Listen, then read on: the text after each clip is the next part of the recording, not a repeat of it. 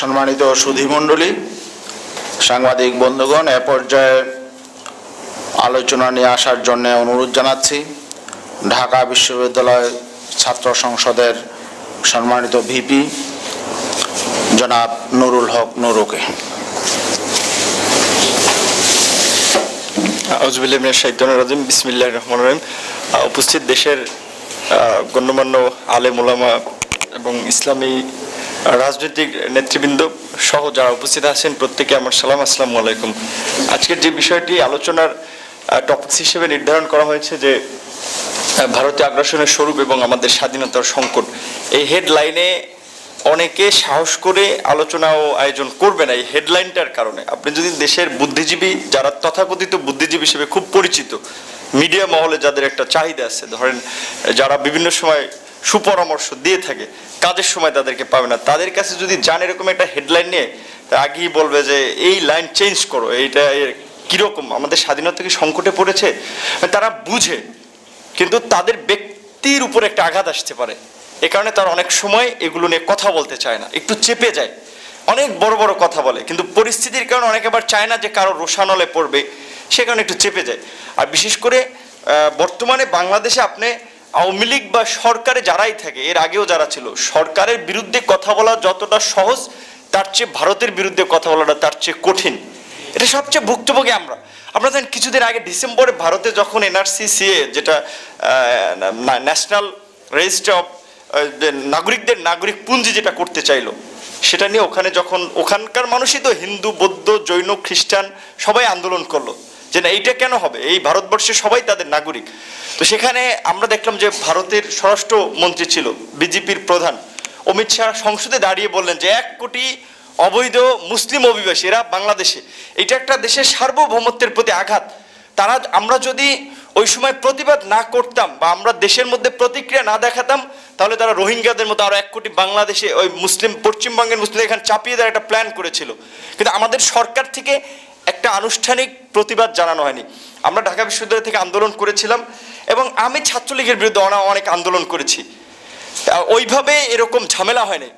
NRC CA নিয়ে আন্দোলন করলাম। দেখেন, ডাকসু ঢাকা বিশ্ববিদ্যালয় একটা প্রাতিষ্ঠানিক জায়গা, ছাত্রদের একটা আনুষ্ঠানিক প্ল্যাটফর্ম, এবং এদেশের রাজনীতিতে ডাকসুর একটা গুরুত্বপূর্ণ ভূমিকা ছিল।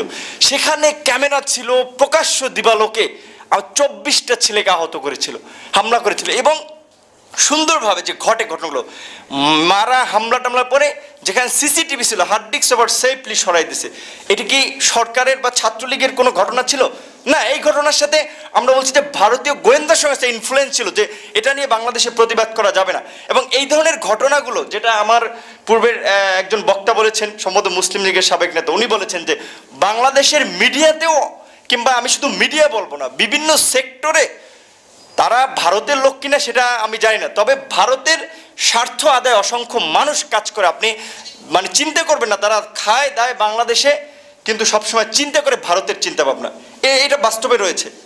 কিন্তু আমরা আজকে দেখেন, এই করোনাকালীন সময় যেখানে সারা বিশ্বের মানুষ একটা বাঁচা মরা নিয়ে শঙ্কায় পড়ে গিয়েছিল, সবাই আল্লাহর কাছে মাপ চাইতে শুরু করছিল।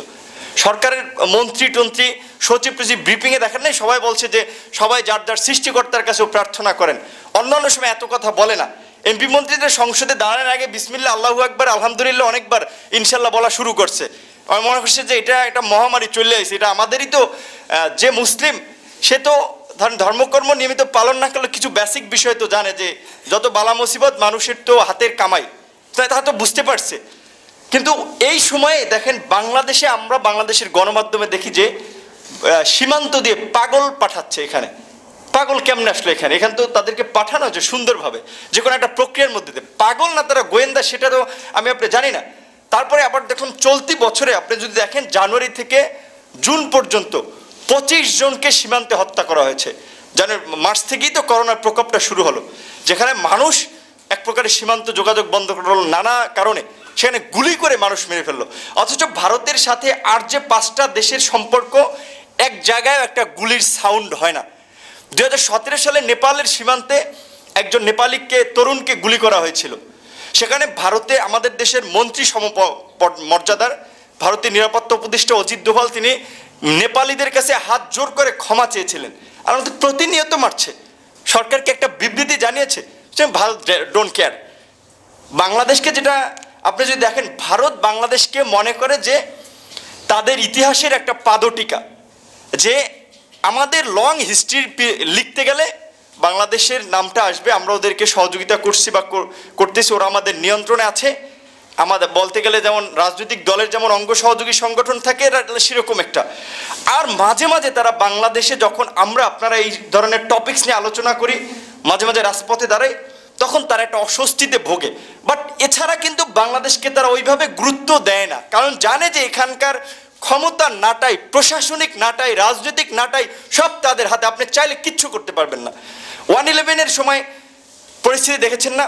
1/11-এর যে সেনাপ্রধান জেনারেল মঈন আহমেদ একটা বই লিখেছে, ওই বইতে লিখেছে যে তারা যখন ক্ষমতা নেবে এখানকার, তিনি ভারতের প্রধানমন্ত্রী মনমোহন সিংকে বলেছিলেন যে এই পরিস্থিতিতে দেশে এরকম হবে, এখন আমরা আপনার সহযোগিতা চাই। তার সহযোগিতা চেয়েছিল, বিকজ তারা বুঝতে পেরেছিল যে তারা আর্মি যদি ক্ষমতায় নেয়, মিলিটারি পাওয়ারে আসে, বা যেহেতু রাজনৈতিক নাটাইটা তাদের হাতে, সুতরাং তাদেরকে লাগবে। তখন তার পজিটিভ একটা রিভিউ ছিল। ইভেন আপনার যে তত্ত্বাবধায়ক সরকার নিয়েও যে ওই সময় যে ধরেন তত্ত্বাবধায়ক সরকার ব্যবস্থা নিয়েও কারা গঠিত হবে, কি প্রক্রিয়া ফর্ম হবে, আমাদের সেখান তো 2008 সালের নির্বাচন তো আপনার জানেন, অস্কার ফার্নান্দেস তারানকো, জাতিসংঘের মহাসচিব, সহকারী মহাসচিব, নানান ব্যক্তিরা এসেছিল। লন্ডনের ইকোনমিস্ট পত্রিকায় ভারতের প্রভাব নিয়ে তত্ত্বাবধায়ক সরকার গঠনে বা তাদের একেবারে জড়িত হওয়া নিয়ে বেশ বিশ্লেষণধর্মী কয়েকটা রিপোর্ট প্রকাশ করেছিল। তার মানে যে ওই তত্ত্বাবধায়ক সরকার গঠন প্রক্রিয়ায় ভারতের সেখানে একেবারেই ডাইরেক্ট ইন্টারফেয়ার ছিল।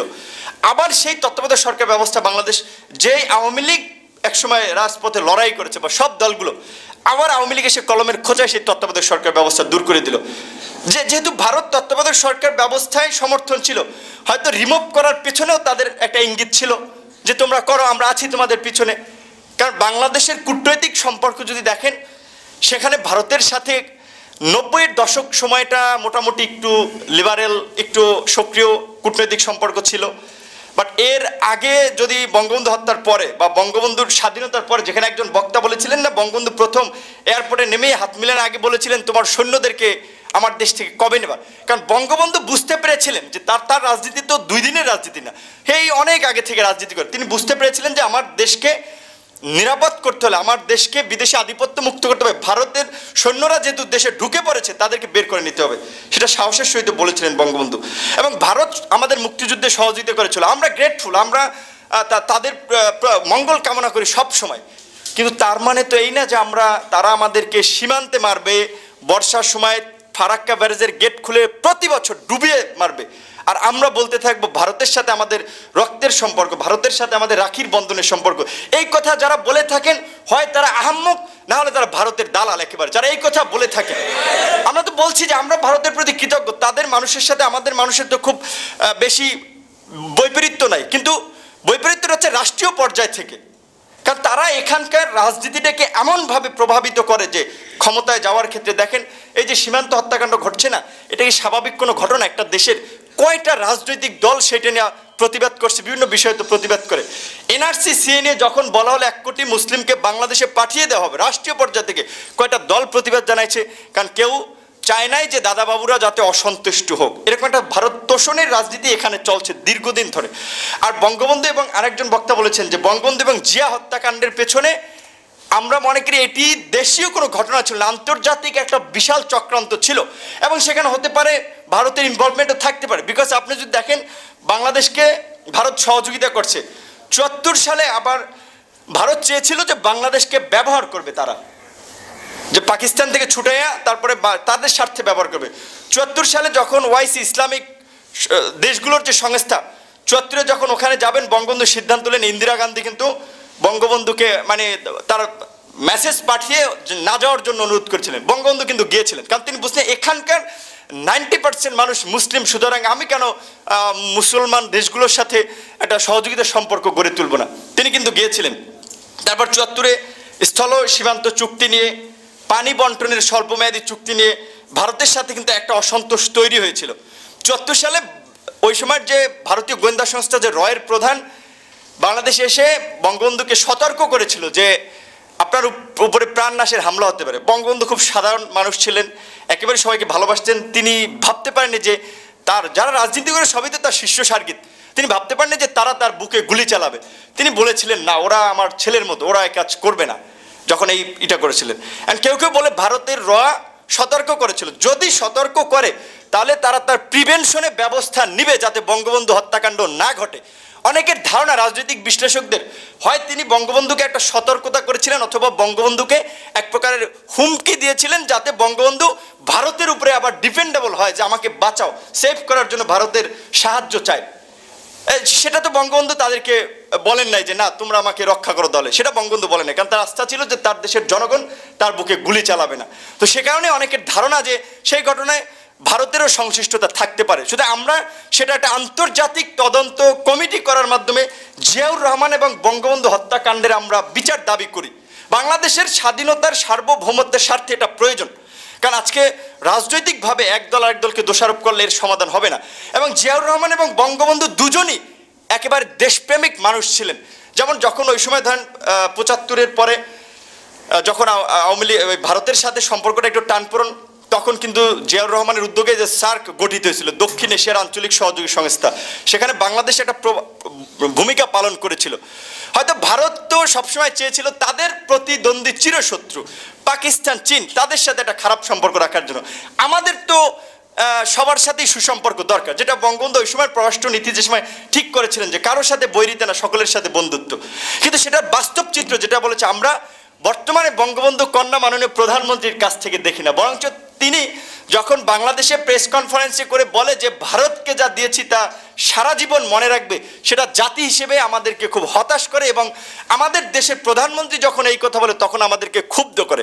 আপনারা দেখেছেন যে কিছুদিন আগে যে পেজ নিয়ে যে একটা কাণ্ড হলো, আমরা তাদের পুজোর ইলিশ পাঠালাম এক জাহাজ, তারপরের দিন তারা পেঁয়াজ দেওয়া বন্ধ করে দিল।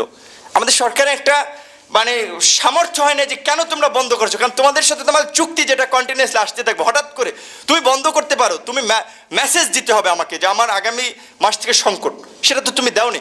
অথচ এগুলো নিয়ে কিন্তু তারা যতই আমরা আপনারা প্রেস ক্লাবে বলি, ওইদিকে বলি, সরকার কোনো আমলে নিচ্ছে না। এখন হচ্ছে সরকারকে যদি আমলে নেওয়াতে চান এবং বাংলাদেশের যেটা বলছেন যে আজকে যে আমাদের আপনার আগ্রাসন যদি রুখতে চান এবং আমাদের যে স্বাধীনতার সংকটটা হচ্ছে স্বাধীনতার পর থেকে এখনো ভারত প্রত্যেকটা ক্ষেত্রে ইন্টারফেয়ার করে যাচ্ছে, তাদের বলয় তৈরি করে রেখে যাচ্ছে।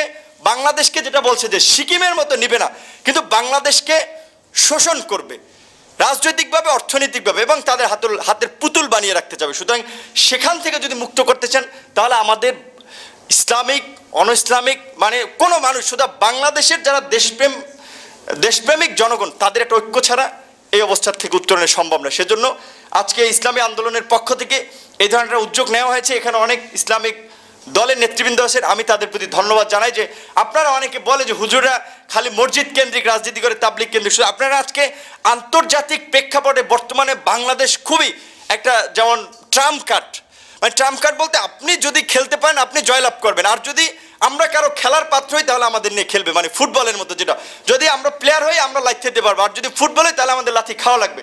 আজকে চীন যেভাবে বাণিজ্যিকভাবে বিশ্বের একটা রাইজিং শক্তি হচ্ছে, তারা চাচ্ছে যে বাংলাদেশে তাদের বিনিয়োগ করতে, বাংলাদেশকে হেল্প করতে, আবার ভারতও চাচ্ছে, আবার আমেরিকাও চাচ্ছে কৌশলগত কারণে যে আমাদের সাথে গুড রিলেশন তৈরি করতে। সুতরাং আমি কেন একটা দেশের উপরে ডিপেন্ডেবল হব? যেই তিস্তা চুক্তি এত বছরেও হয়নি, স্বাধীনতার 50 বছরে হয়নি, সেখানে চীন $100 কোটি তিস্তা ব্যারেজ প্রকল্পে সহায়তা করতে চাইছে। সুতরাং ভারত অখুশি হতে পারে, কিন্তু আমি কেন নিব না? তুমি তো আমাকে তিস্তা চুক্তি দিচ্ছ না। শুধু তিস্তা নয়, 54টি নদীর ন্যায্য হিস্সা আমরা পাচ্ছি না, যে কারণে বলা চলে যে আপনার শুকনা মৌসুমে উত্তরাঞ্চল ফেটে চৌচির হয়ে যায়, আর এইদিকে বর্ষার সিজনে আমাদেরকে ডুবিয়ে মারে ভারত। অথচ এই ফারাক্কা বাঁধ কিন্তু পরীক্ষামূলকভাবে 41 দিনের জন্য শুরু করেছিল। এবং আপনারা একটা কথা, যে মাওলানা ভাসানীকে এই দেশের মানে অন্যতম একজন নেতা বলা, আগ্রাসন বিরোধী নেতা বলা হয়, কারণ তিনি ওই সময় একটা কথা বলেছিলেন যে আমরা দিল্লির গোলামি করার জন্য পিন্ডি থেকে মুক্তি হয়নি, অর্থাৎ যে পাকিস্তানের রাজধানী ছিল, যে সেই পাকিস্তানকে ইন্ডিকেট করে বলছে যে কারণ দিল্লির দিকে তখন এভাবে আমরা দিল্লির আগ্রাসনে পরিণত হচ্ছি। কাজে আজকে সেই মাওলানা ভাসানীর সেই কথার যথার্থতা রয়েছে। আজকে এখানে আমরা রাজনৈতিক সামাজিক অর্থনৈতিক সব ক্ষেত্রেই ভারতীয় আগ্রাসনের শিকার। আজকে সাংস্কৃতিক ক্ষেত্রে বাংলাদেশের চ্যানেল বলেন বিটিভি সরকারের চ্যানেলটা ওখানে দেখাতে পারেনি, অথচ ভারতের সবগুলো চ্যানেল এখানে, এবং ভারতীয় চ্যানেলে এখানকার পণ্যের অ্যাড হয়। আর তাদের সংস্কৃতি অনেকে বলার চেষ্টা করে থাকেন যে ভারতীয় সংস্কৃতি আমাদের সংস্কৃতিটা মেলবন্ধন রয়েছে, তাদের সংস্কৃতির ক্ষেত্রে অনেক ক্ষেত্রে আমাদের ডিফারেন্স আছে, এটা মনে রাখতে হবে। কারণ আমাদের এখানকার সামাজিক মূল্যবোধ অনেকটা ভিন্ন রকম। আমরা এখানে হতে পারে একটা বিশ্ববিদ্যালয়ে পড়ুয়া একজন ছেলে টি শার্ট পরে, জিন্স পরে, কিন্তু সেও নামাজ কালাম পরে এবং ধর্ম যেই জিনিসটাকে একেবারে ব্যান করে সেটার প্রতি তার খুব একটা আগ্রহ থাকে না। কিন্তু এখন এই যে দেখেন সোশ্যাল মিডিয়ার পেজ ভারতীয় বিভিন্ন সিরিয়াল টিরিয়াল, তারপরে আরও কি যেন বলে আপনার অনেকগুলো, এগুলো বাংলাদেশের যুব সমাজকে কিংবা বাংলাদেশের সাংস্কৃতিক ক্ষেত্রে একটা বড় ধরনের আগ্রাসন। তো আজকে এই আলোচনার জন্য আপনাদেরকে ধন্যবাদ জানাই। এবং আরেকটা কথা বলেই শেষ করব, যেটা আমি বলছিলাম যে বাংলাদেশ এখন আন্তর্জাতিক ক্ষেত্রে খুবই গুরুত্বপূর্ণ। যেমন চায়না যেমন ওয়ান বেল্ট ওয়ান রোড প্রকল্পে বাংলাদেশকে নিতে চাচ্ছে, আমেরিকা সহ আবার তার মিত্ররা আবার আপনার এশিয়া প্যাসিফিক করিডোর করতে চাচ্ছে, সেখানেও তারা বাংলাদেশকে চাচ্ছে। ভারত সহযোগিতা করতে চাচ্ছে, আমাদেরকে আমেরিকা চাচ্ছে, চায়না চাচ্ছে। আমাদের স্বার্থের জন্য যাদের সাথে সম্পর্ক করার দরকার সেই সম্পর্কটা করতে হবে। আর আজকে যেহেতু ইসলামিক দলসমূহের এখানে প্রোগ্রাম, সেজন্য একটা কথা বলে শেষ করব। আমাদের দেশের রাষ্ট্রধর্ম ইসলাম, আপনারা খুব সন্তুষ্ট আছেন। রাষ্ট্রধর্ম ইসলাম সেটা নিয়ে আমি বলছি না, আমি বলছি কিন্তু এখানকার যারা ইসলাম বা ধর্মের ক্ষেত্রে কতটুকু মূল্যায়ন পায় মানুষ। আপনি দাড়ি টুপি নিয়ে যদি চাকরি বাকরির একটা ভাইবা বোর্ডে যান, হয়তো খুব কম মানুষ আপনাকে প্রেফার করবে যে এই লোকটাকে আমরা নেই। ম্যাক্সিমাম লোকের একটা বিরূপ ধারণা যে হুজুরদের। তাহলে এই পরিবেশটা কেন তৈরি হলো? এই ব্যারিয়ারটাও ভাঙার জন্য আপনাদেরকে সমাজের সকল ধারায় মিশতে হবে, সকল জায়গায় আপনাদের প্রতিনিধিত্ব নিশ্চিত করতে হবে, এবং আপনাদেরকে আপনাদের জায়গা থেকে দাবি জানাতে হবে। শিক্ষকদের সংগঠন আছে, শিক্ষক সমিতি, আমলাদের সংগঠন আছে, আপনাদেরও যারা বিশেষ করে ধর্মীয় বিষয়গুলোকে খুব ভালোভাবে ছড়িয়ে দিতে চান বা এই বিষয়গুলো নিয়ে কাজ করেছেন, ইসলামিক চিন্তাভাবনা করেন, তাদেরকেও এই বিষয়টা আজকে সামনে আনতে হবে যে মাদ্রাসার ছাত্রদেরকে কেন বিভিন্ন ক্ষেত্রে বৈষম্যের শিকার করা হয়। দাওরা হাদিসকে মাস্টার্সের সমমান দিছে, কিন্তু দাওরা হাদিসের মাস্টার্সের সার্টিফিকেট নিয়ে একটা ছেলে জেনারেল লাইনের ছেলের সাথে কি চাকরির প্রতিযোগিতায় কোথাও টিকবে না। কারণ সে তো বাংলা ইংলিশ যে প্যাটার্নে কোশ্চেন হয় সেটা তো সে পরে আসে না, ওইভাবে চর্চা করে আসে না। প্রয়োজনে তাদের জন্য যে কর্মক্ষেত্রগুলো আছে সেখানে তাদেরকে ব্যবস্থা করতে হবে কর্মসংস্থানের। আপনি একজন ইমামের পিছনে নামাজ পড়তে পারেন, রাষ্ট্রপতিও তার পিছনে নামাজ পড়তে পারে। আপনি ওই ইমামকে একটা মন্ত্রিত্ব দেবেন, তা তো দিবেন না, তার পিছনে নামাজ পড়তে পারেন, মন্ত্রীও দাঁড়াই যায়। কিন্তু যাদের যেখানে প্রয়োজন আপনাদের অধিকার আদায়ের জন্য আপনাদেরকে কথা বলতে হবে। রাজনীতির পাশাপাশি এই যে মাদ্রাসার ছাত্র বড় একটা গোষ্ঠী, তারা যে বৈষম্য শিকার, এটাও তুলে নিয়ে আসতে হবে। এবং আজকের এই আয়োজনের জন্য বা আমাকেও ছাত্রনেতা হিসেবে এখানে ইনভাইট করার জন্য আপনাদেরকে ধন্যবাদ জানাই। আসসালামু আলাইকুম। অসংখ্য